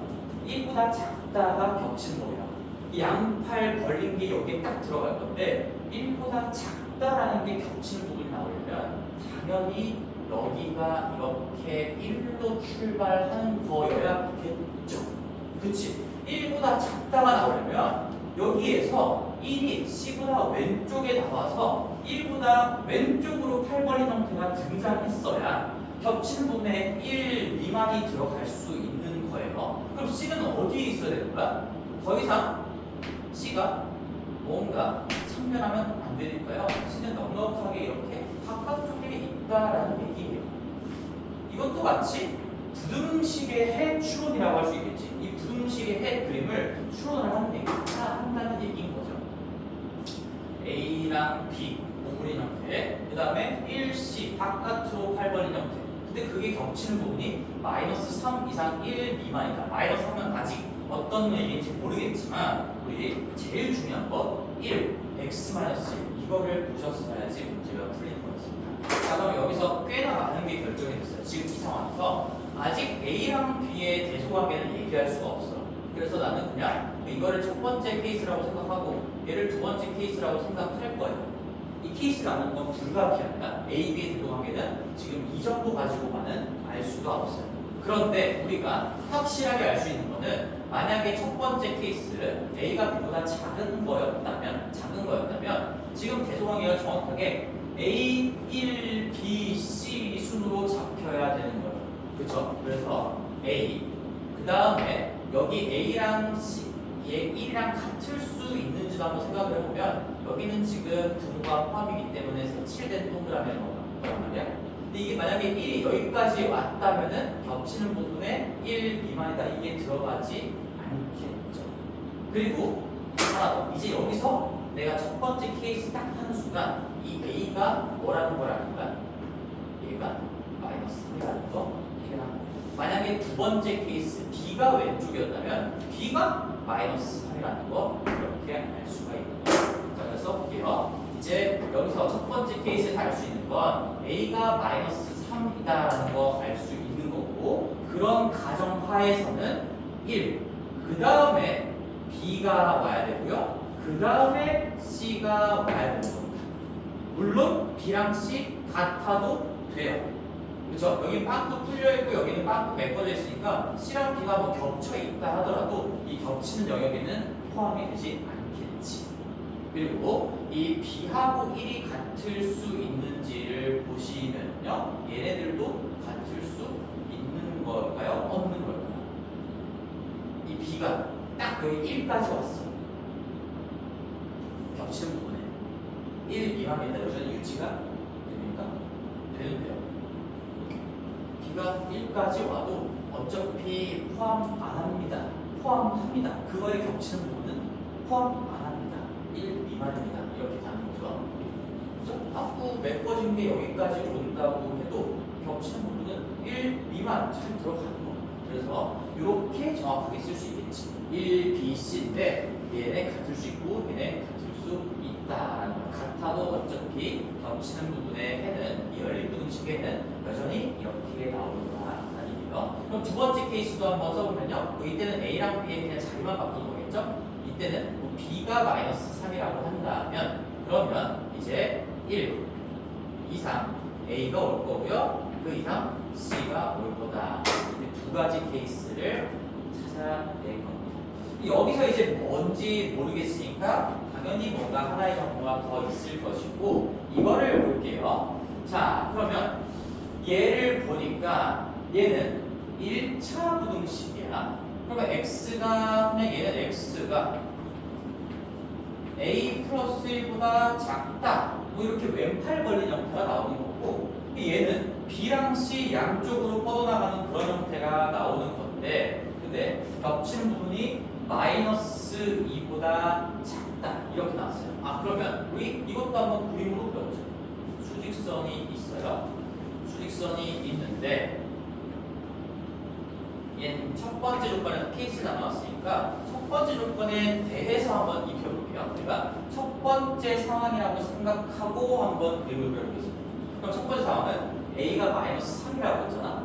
그럼 이게 지금 요 색깔을 좀 구분해볼까? a가 마이너스 3이면 요 케이스 얘기합니다. 그럼 여기가 지금 마이너스 2가 되는 거니까 얘가 그냥 겹치는 부분에 그대로 반영이 되야 된다. 따라서 여기는 지금 마이너스 노란색으로 들어볼게요. 마이너스 2라는 a 플러스 1 값보다 작습니다. 이렇게 왼팔 벌린 형태가 이 첫 번째 1차 분식의 해인 거고요. 그 다음에 이제 양팔 벌린 게 어떻게 입혀져야 될까? 당연히 B, C 지금 이 첫 번째 가정에 따르면 B가 더 왼쪽에 있는 숫자예요. B가 어딘지 모르겠지만요. 여기에 B가 넉넉하게 들어볼게. B가 마이너스 2보다 오른쪽에 있어야 하는 것이고 그 다음에 C도 넉넉하게 들어보면 이런 데 있어야 그래야 여기서 또다시 양팔 벌린 게 입혀지면서 겹치는 부분이 마이너스 2보다 작다가 이렇게 만들어지겠구나. 첫 번째 케이스 됐나? 그치? 뭐 이런 상황이 돼야 되는 거죠? 그러면 첫 번째 케이스에서 한번 답을 내봅시다. 첫 번째 케이스에서는 여기서 이제 이 두 번째 조건까지 고려를 하시면 결국에는 1 이상 b 그 다음에 c 이렇게 나와야 되는 건데 a는 이미 마이너스 3이라고 확정이 나 있어요. 요거까지 생각하면 이제 얘들끼리의 관계는 어떻게 될까? 마이너스 2랑 b랑 c가 되는 어떤 식으로 바뀌면 되는 거야? b랑 c는 같아도 당연히 돼요. 여기서도 같아도 돼요. 근데 핵심적인 건 뭐야? 마이너스 2보다 오른쪽에 있어야 되는 게 핵심인 거지. 이 두 개가 같아도 이 두 개는 같아도 되지만 마이너스 2보다 오른쪽에 있기만 하면 되는 거고 근데 이게 진짜로 다 마이너스 2에 모여있으면 어떻게 될까? 그래도 되는 거죠. 다 빵꾸 뚫려 있어도 어차피 겹치는 부분은 빵꾸 뚫은 형태로 마이너스 2보다 작다가 될 거니까 따라서 얘는 이렇게 쓰시면 되는 겁니다. 결론은 이렇게 가는 거겠죠. 양식이랑 같아도 되고요. 이게 첫 번째 케이스에서 두 번째 연립부등식의 조건까지 다 고려한 결과가 되는 거지. 그러면 자 문제에서 A0 더하기 B0 더하기 C0를 구하라고 했는데 지금 A0 더하기 B0 더하기 C0를 한번 써보면요. C0를 한번 써보면 내가 표현한 거는 마이너스 A, 마이너스 B, 마이너스 C니까 얘가 마이너스의 A 플러스 B 플러스 C를 얘기하는 거고 우리끼리의 표현으로 이놈의 최대값을 구하라는 거니까 거기 음수를 고려하면요 이놈의 최소값을 고려하면 되겠구나. 이게 작아지면 작아질수록 마이너스로 더 작아질수록 이게 더 커질 거고 만약에 양수라고 하더라도 양수에서 작아질수록 당연히 더 커지게 되는 거죠. 그래서 나는 이 A 플러스 B 플러스 C의 미니멈을 구한다라고 생각하시면 되는 거예요. 따라서 첫 번째 케이스에서 나올 수 있는 정답은 써볼게요. 이 A 플러스 B 플러스 C가 가질 수 있는 미니멈 값은요. A는 이미 뭐라고? 마이너스 3이야. 그리고 B, C를 최대한 작게 하면 둘 다 마이너스 2가 됩니다. 라고 하시면 돼요. 그럼 마이너스 3, 마이너스 2, 마이너스 2 이렇게 하시면 얼마예요? 마이너스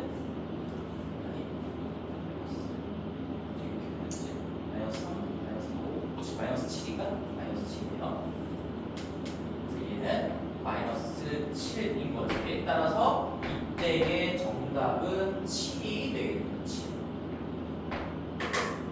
문제 될 겁니다. 보기에는 잠깐만, 보기 왜 7이 없지?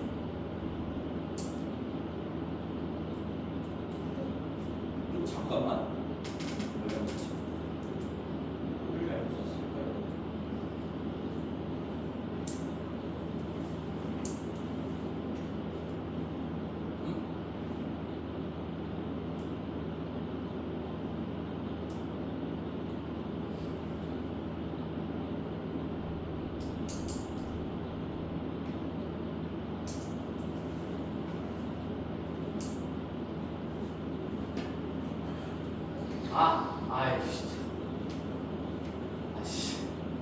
지우야, 눈치챘지? 근데 못 하냈어. 아니, 다 써놓고서, 봐봐. 아니, 미안해, 얘들아. 미안해요. 소리. 지금 풀이가 중에 뭐가 이상한가 했더니, 지금 첫 번째 조건, 얘였죠, 얘, 지금. 나 여기에 쓰고 여기에 쓰다 헷갈렸네. 첫 번째에서 얘를 알아냈고, 그 다음에 우리가 A가 마이너스 3이라는 걸 갖고 와가지고 분석을 해서, 이 B랑 C는 마이너스 2보다만 크거나 같게끔 이렇게 설정이 되면 됩니다. 라고 했잖아. 근데 지금 뭐 하는 거야? 이것도 만족시키고 지금 이것도 만족시키는 거잖아. 지금 첫 번째 조건, 두 번째 조건을 다 만족시키는 거니까 다시 한번 이 노란색 밑줄과 요 노란색 밑줄에 겹치는 부분으로 가야 되는 거지. 그치? 여기는 이미 1 이상이라고 깔려있고 이 조건을 만족시키려면 둘 다 마이너스 2 이상이면 돼. 그럼 겹치는 부분은 둘 다 만족시키려면 1 이상으로 가야 되는 거죠. 1 이상. 따라서 B랑 C가 가질 수 있는 최고값은 요게 더 좁은 범위이기 때문에 1, 1로 가셔야 되는 거예요. 그래서 얘가 1이고 얘가 1이고 A는 마이너스 3으로 정해져 있고요. 따라서 요거 계산하시면 마이너스 1인 거고요. 요 자리가 마이너스 1인 거니까 지금 이 문제의 최대값은 1이다 라고 할 수가 있겠지. 첫 번째 케이스는. 첫 번째 케이스는. 그리고 이제 두 번째 케이스로 넘어가 볼 건데 자, 두 번째 케이스는 할 필요가 있을까? 라는 생각을 해볼게요. 할 필요가 있을까요, 이거? 두 번째 케이스는 할 필요가 있을까요? 한번 해봅시다. 나는, 여기서 답이 안 나올 것 같은 느낌이 좀 드는데요. 수위선 한번 그려볼게요. 자, 그러면 두 번째 케이스는 이겁니다. 이제 여기가 모르는 거야.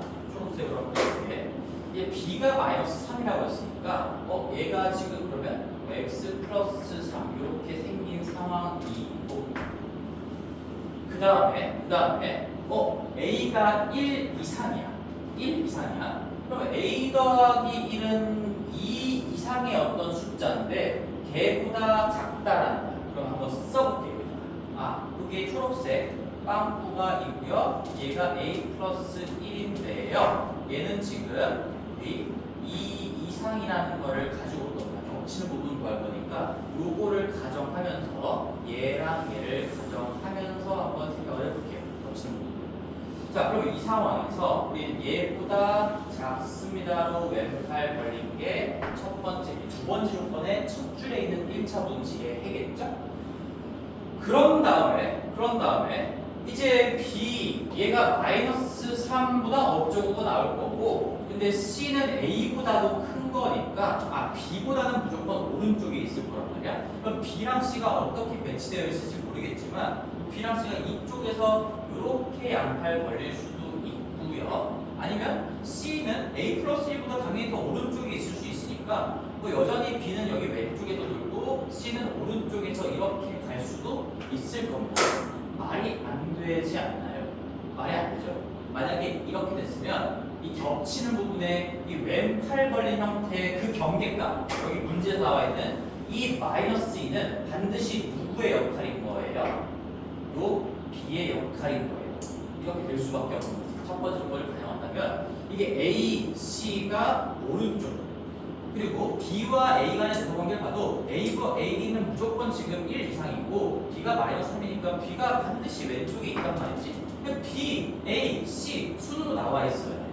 그럼 내가 양팔 벌린 형태가 어떻게 끼워진다고 하더라도 결국엔 궁극적으로 겹치는 부분에서 이 경계값은 B가 가질 수밖에 없다라는 얘기야.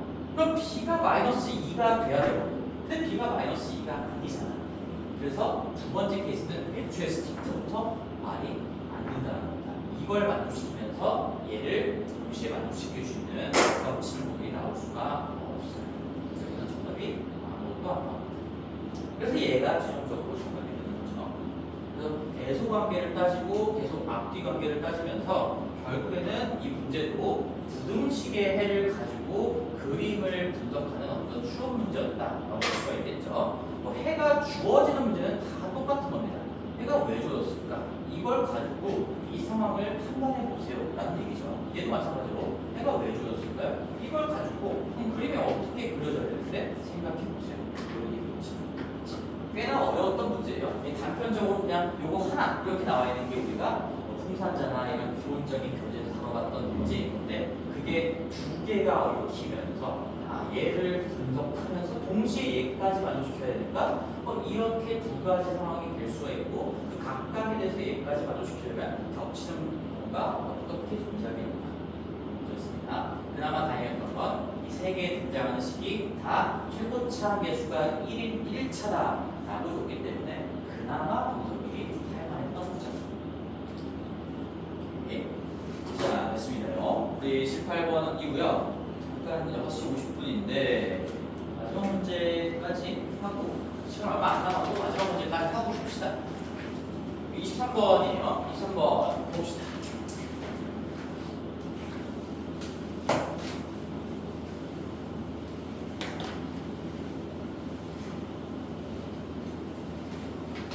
그러니까 본의 아니게 지금 우리 2차 부등식의 개형 추론 문제, 2차 식의 추론 문제, 그다음에 부등식이었지만 어쨌든 그 2차 부등식을 이 수직선상의 해 그림으로 추론하는 문제 이런 거 두 개를 풀어봤으니까 뭔가 이 그림 분석을 통해서 풀 수 있는 것들이 많구나. 그리고 꽤 난이도가 높구나. 근데 내가 그림을 적극적으로 분석할 수 있다면 이거를 풀 수도 있겠구나. 이렇게 자신감을 가졌으면 좋겠어요. 23번입니다. 자, 어느 놀이공원에 ABC라는 놀이기구가 있고요. ABC라는 놀이기구가 이렇게 있다고 했습니다. 근데 최대 탑승 인원이 여기는 맥시멈 2명까지만 타고요. 여기는 3명까지만 타고요. 여기는 3명까지만 탈 수 있다. 이렇게 제한이 걸려있죠. 2명, 3명, 3명이다. 이걸 가지고도 놀이기구 3개가 구분이 된다는 걸 체크할 수 있고 그리고 이름까지 붙여 나왔잖아요. 이 3개의 놀이기구를 구분하라라고 소리치고 있는 거죠 지금. 자, 그럼 모든 놀이기구에는 어른 없이 어린이만 탑승할 수 없고 지금 어른 3명하고 그 다음에 어린이 3명 사람은 아무 말 없어도 당연히 구분되는 사람입니다. 어린이 3명 이렇게 다 태우는 경우의 수가 몇 가지입니까? 라는 거예요. 6명이니까 지금 총 앉을 수 있는 자리는 8자리이기 때문에 뭔가 2자리는 남겠죠. 그치? 어디에 몇 명, 어른을 몇 명, 어린이를 몇 명 어떻게 태울 것인가 인데 가장 중요한 멘트는 이 말이죠. 어른 없이 어린이는 탑승할 수 없어요. 어린이는 어른이 한 명이라도 있는 곳에만 들어갈 수 있다. 그럼 누가 영향력이 큰 놈이에요? 어린이에요? 어른이에요? 어른이죠. 당연히 어른인 겁니다. 이 어른을 먼저 깔아놓는다라는 생각만 하시면 이 23번도 전혀 어려운 게 아닌 거죠. 그렇죠? 어른을 깔아놓고 어른이 한 명이라도 깔려있는 곳에만 이 3명을 적절하게 갖다 박아주면 끝난다라는 얘기인 거니까 나는 어른 3명을 어떻게 나눠서 앉힐래 가지고 케이스를 나누면 되겠다라는 겁니다. 조금 감각이 조금씩 쌓여가고 있나요? 왜 이렇게 풀이가 흘러가야 되는 건지 어른이 중요한 정보다 얘가 영향력이 크다라고 명확하게 나와 있습니다. 그래서 우리는 자 어른 3명을 배치할 수 있는 경우의 수인데 ABC에 골고루 뭐 한 명 지금 어른을 먼저 생각해 볼게요. 어른이라고 이렇게 어른을 한 명 이렇게 깔아두는 경우가 있겠죠. 그치? 그 다음에 여기서 이제 몇 가지가 나올 거니까 나머지 한번 생각해보고 두 번째 케이스도 한번 써봅시다. 어른 배치를 다 하고 나서 그 다음 과정을 생각을 해볼게요. 그 다음에 이제 한 명 말고 2명 1명 한쪽에 3명 몰빵되는 건 가능할까? 얘들아? 여기 3명 할 수 있잖아. 어른 3명을 여기다 다 갖다 박아놓으면 어린이는 어디에 다 안 되겠지. 그래서 1, 1, 1이거나 아니면 0, 1, 2거나 이렇게 나눠놓는 것밖에는 안 된다. 충분히 할 수가 있고 뭐 그런 생각을 못하더라도 너희들이 케이스를 다 생각하다가 이건 안 되네 뒤늦게 깨달을 수도 있는 거예요. 그럼 나는 여기에 어떻게 할까요? 이 태우는 거 될까요? 여기에 두 명을 태운다? 그러면은 안 되죠? 이건 안 되겠다. 이거는 애초에 그냥 케이스 나눌 수 있고 0까지라고 해도 되겠지만 조금만 생각해보면 안 되는 거 아니까 1, 2, 0 이렇게 태우는 거 한번 해볼게요. 그 다음에 세 번째 케이스 이제 1, 0, 2도 있겠네요. 1, 0, 2. 자, 이렇게 태우는 거. 그 다음에 뭔가 나올 수 있는 게 또 없죠. 그치? 그치? 그치? 한 명, 두 명, 세 명이 몰빵되는 건 안 돼. 그리고 그럼 두 명 한 명 가야 되는데 두 명이 일로 가는 건 안 돼. 그럼 나머지 한 명이 여기에 앉든 여기에 앉든 이 한 명이 없는 한 곳에는 어린이가 갈 수가 없는 거니까 그러면은 어린이가 최대 여기 어른 한 명인 자리에 두 명만 어린이가 들어갈 수가 있겠지. 한 명이 앉을 수 있는 자리가 없어요. 그래서 1, 2, 0, 1, 0, 2 이거밖에는 케이스가 없는 것 같습니다. 없네요. 오케이. A, B, C에 이렇게 앉는 거, A, B, C에 어른이 이렇게 들어가는 거, A, B, C에 어른이 이렇게 들어가는 거. 그 외에도 케이스는 다 쓸 수 있지만 이미 0가지라는 걸 확실하게 알 수 있기 때문에 굳이 쓸 필요가 없다는 겁니다. 자, 그러면 어른을 이렇게 깔아놨으면 이제 여유 자리를 한번 밑에 써보면 한 자리 남아있고요. 여기 두 자리 남아있고요. 여기 두 자리 남아있으니까 이제 어린이 3명을 어떻게 갖다 박을 겁니까? 라는 거죠. 어린이 3명을 어떻게 갖다 박을 수 있을까? 이제 여기서 케이스가 좀 많겠지?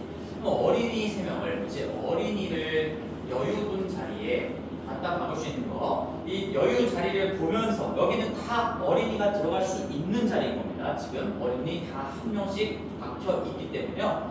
한 명, 한 명, 한 명 가능합니다. 그렇죠? 이거 뭐 다 해보는 수밖에 없을 것 같아요. 그 다음에 여기에 한 명 들어가고 여기에 두 명, 여기에 안 들어가고 이것도 되는 거고요. 한 명, 0명, 2명 이것도 되겠네요.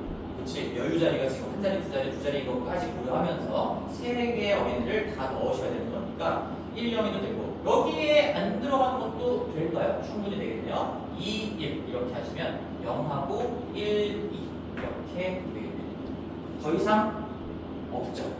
이렇게 케이스를 열거함에도 나는 나름의 기준을 잡은 거야. 여기 한 자리 남아있는 거에 어린이를 쓸 거냐 안 쓸 거냐 가지고 순서를 나만의 기준으로 잡은 것이고 그렇게 하다 보면은 빠짐없이 모든 것을 다 고려할 수가 있다는 겁니다.